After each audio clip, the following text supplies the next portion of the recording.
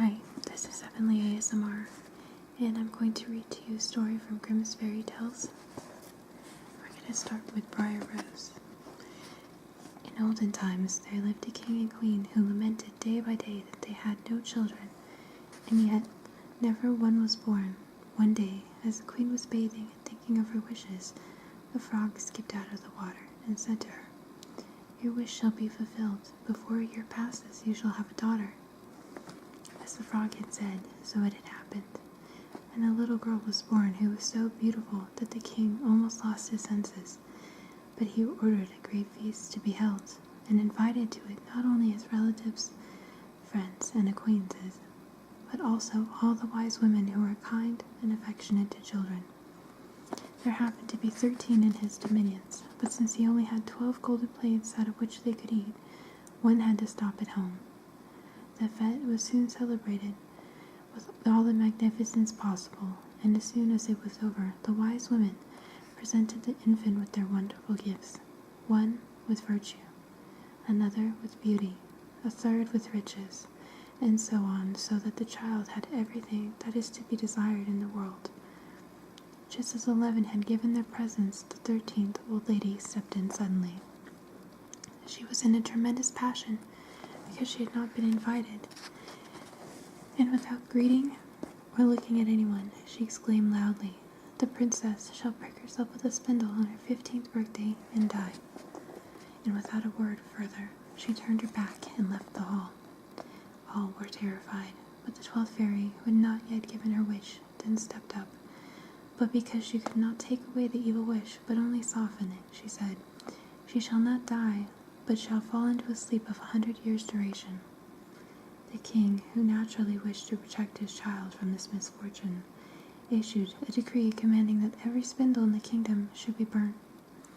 Meanwhile, all the gifts of the wise women were fulfilled, and the maiden became so beautiful, gentle, virtuous, and clever, that everyone who saw her fell in love with her. It happened on the day when she was just 15 years old that the queen and the king were not at home, and so she was left alone in the castle. The maiden looked about in every place, going through all the rooms and chambers just as she pleased, until she came at last to an old tower. Up the narrow winding staircase she tripped until she arrived at a door, in the lock of which was a rusty key. This she turned, and the door sprang open, and there in a little room sat an old woman with a spindle, spinning flax. "Good day, my good old lady," said the princess. "What are you doing here?" "I am spinning," said the old woman, nodding her head. "What thing is that which twists round so merrily?" inquired the maiden, and she took the spindle to try her hand at spinning. Scarcely had she done so when the prophecy was fulfilled, for she pricked her finger, and at the very same moment she fell back upon a bed which stood near in a deep sleep. This sleep extended over the whole palace. The king and queen, who had just come in, fell asleep in the hall, and all their courtiers with them, the horses in the stables, the doves upon the eaves, the flies upon the walls, and even the fire upon the hearth, all ceased to stir.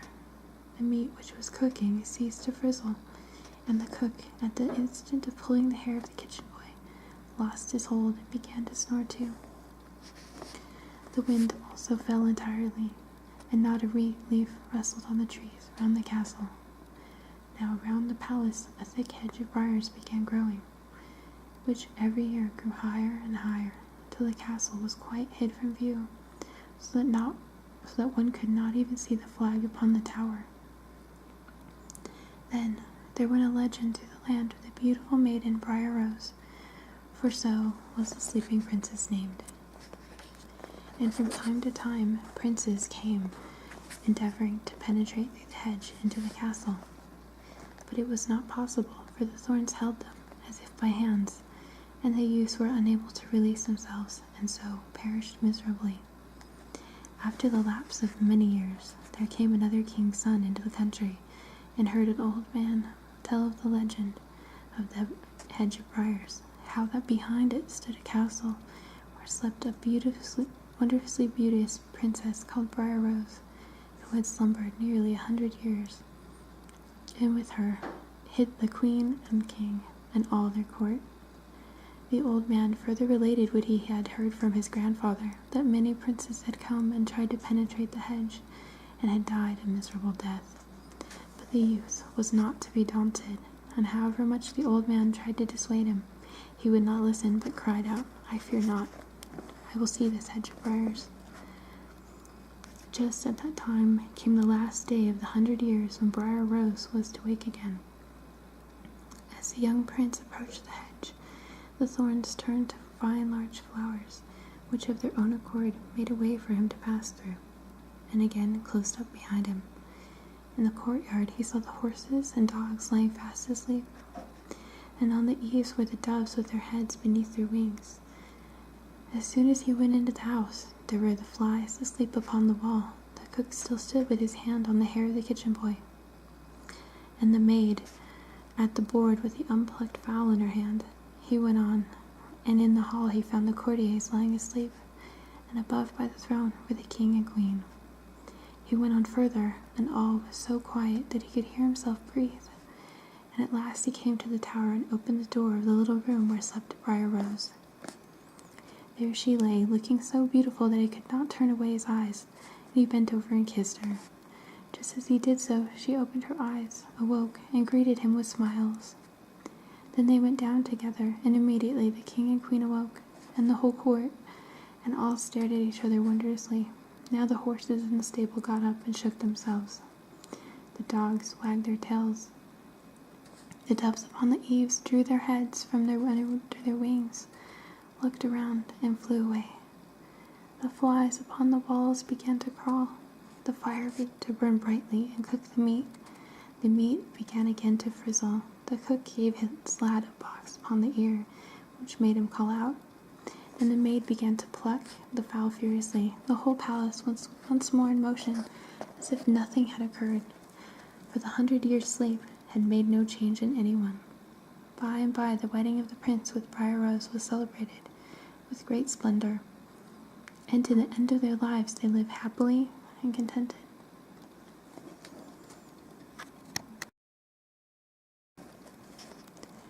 This is the story of King Thrushbeard. A certain king had a daughter who was so beautiful above all belief, but withal so proud and haughty that no suitor was good enough for her. And she not only turned back everyone who came, but also made a game of them all.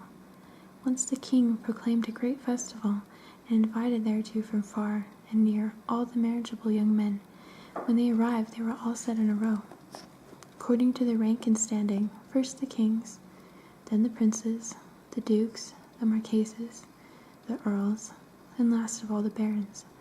Then the king's daughter was led down the rows, but she found something to make a game of in all. One was too fat, the wine tub, said she. Another was too tall.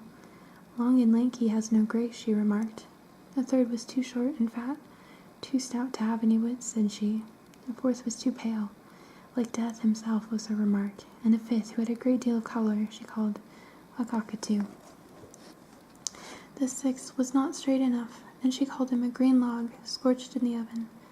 And so she went on, nicknaming every one of the suitors, but she made particularly merry with a good young king, whose chin had grown rather crooked. "Ha ha," laughed she, "he has a chin like a thrush's beak," and after that day he went by the name of Thrushbeard. The old king, however, when he saw his daughter did nothing but mock and make sport of all the suitors who were collected, became very angry, and swore that she should take the first decent beggar for a husband who came to the gate. A couple of days after this, a player came beneath the windows to sing and earn some bounty, if he could. As soon as the king saw him, he ordered him to be called up, and presently he came into the room in all his dirty ragged clothes, and sang before the king and princess. And when he had finished, he begged for a slight recompense. The king said, "Thy song has pleased me so much that I will give thee my daughter for a wife." The princess was terribly frightened, but the king said, "I have taken an oath, and I mean to perform it, that I will give you to the first beggar." All her remonstrances were in vain. The priest was called, and the princess was married in earnest to the player. When the ceremony was performed, the king said, "Now it cannot be suffered that you should stop here with your husband in my house. No, you must travel about the country with him." So the beggar man led her away with him, and she was forced to trudge along with him on foot. As they came to a large forest, she asked, "To whom belongs this beautiful wood?" The echo replied, "King Thrushbeard the Good. Had you taken him, so it was thine." "Ah, silly," said she, "what a lot had been mine, had I happily married King Thrushbeard." Next they came to a meadow, and she asked, "To whom belongs this meadow so green?" "To King Thrushbeard," was again the reply. When they came to a great city, she asked, "To whom does this beautiful town belong?" "To King Thrushbeard," said one. "Ah, what a simpleton was I, that I did not marry him when I had the chance," exclaimed the poor princess. "Come," broke in the player, "it does not please me, I can tell you, that you are always wishing for another husband. Am I not good enough for you?" By and by they came to a very small hut, and she said, "Ah, heavens, to whom can this miserable, wretched hovel belong?" The player replied, "This is my house, where we shall live together." The princess was obliged to stoop in to get at the door, and when he was inside, she asked, "Where are your servants?" "What servants?" exclaimed her husband. "You must yourself do all that you want done. Now make a fire and put on some water, that you may cook my dinner, for I am quite tired." The princess, however, understood nothing about making fires or cooking, and the beggar had to set to work himself, and as soon as they had finished their scanty meal, they went to bed. In the morning, the husband woke up his wife very early, that she might set the house to rights, and for a couple of days they lived on in this way, and made an end of their store. Then the husband said, "Wife, we must not go on in this way any longer. Stopping here, doing nothing, you must weave some baskets." So he went out and cut some oysters and brought them home, but when his wife attempted to bend the hard twigs, wounded her hands, and made them bleed. "I see that won't suit," said her husband. "You had better spin, perhaps that will do better." So she sat down to spin, but the harsh thread cut her tender fingers very badly, so that the blood flowed freely. "Do you see," said the husband, "how you are spoiling your work?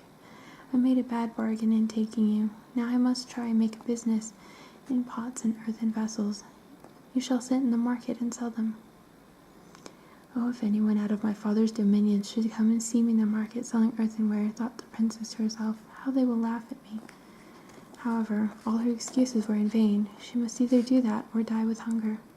The first time all went well, for the people bought of the princess because she was so pretty looking, and not only gave her what she asked, but some even laid down their money and left the pots behind. On her earnings this day they lived for some time, as long as they lasted, and then the husband purchased a fresh stock of pots. With these she placed her stall at a corner of the market, offering them for sale. All at once a drunken hussar came plunging down the street on his horse, and rode right into the midst of her earthenware, and shattered it into 1,000 pieces. The accident, as well it might, set her weeping, and in her trouble, not knowing what to do, she ran home crying, "Ah, what will become of me? What will my good man say?" When she had told her husband, he cried out, "Whoever would have thought of sitting on the corner of the market to sell earthenware? But well, I see you are not accustomed to any ordinary work. There, leave off crying. I have been to the king's palace and asked if they were not in want of a kitchen maid, and they agreed to take you, and there you will live free of cost." Now the princess became a kitchen maid, and was obliged to do as the cook bade her, and wash up the dirty things. Then she put a jar into each of her pockets, and in them she took home what was left of what fell to her share of the good things, and of these she and her husband made their meals. Not many days afterwards it happened that the wedding of the king's eldest son was to be celebrated, and the poor wife placed herself near the door of the saloon to look on. As the lamps were lit, and guests more and more beautiful entered the room, all dressed sumptuously, she reflected on her fate with a saddened heart, and repented of the pride and haughtiness which so humiliated and impoverished her. Every now and then the servants threw her out of the kitchen of dishes morsels of rich delicacies which they carried in, and whose fragrant smells increased her regrets, and these pieces she put in her pockets to carry home. Presently the king entered, clothed in silk and velvet, and having a golden chain round his neck.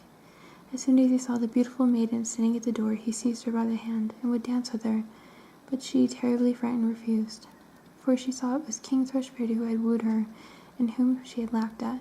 Her struggles were of no avail. He drew her into the ballroom, and there tore off to band to which the pots were attached, so that they fell down and the soup ran all over the floor, while the pieces of meat, etc., skipped about in all directions. When the fine folks saw the sight, they burst into one universal shout of laughter and derision, and the poor girl was so ashamed that she wished herself 1,000 fathoms below the earth. She ran out the door, and would have escaped, but on the steps she met a man who took her bag. And when she looked at him, lo, it was King Thornbeard again. He spake kindly to her and said, "Be not afraid. I and the musician who dwelt with you in the wretched hut are one.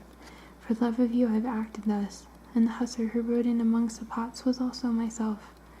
All this has taken place in order to humble your haughty disposition, and to punish you for your pride which led you to mock me." At these words she wept bitterly and said, "I am not worthy to be your wife. I have done you so great a wrong." But he replied, "Those evil days are past. We will now celebrate our marriage." Immediately after came the bridesmaids, and put on her the most magnificent dresses, and then her father and his whole court arrived, and wished her happiness on her wedding day, and now commenced her true joy as queen of the country of King Thornbeard.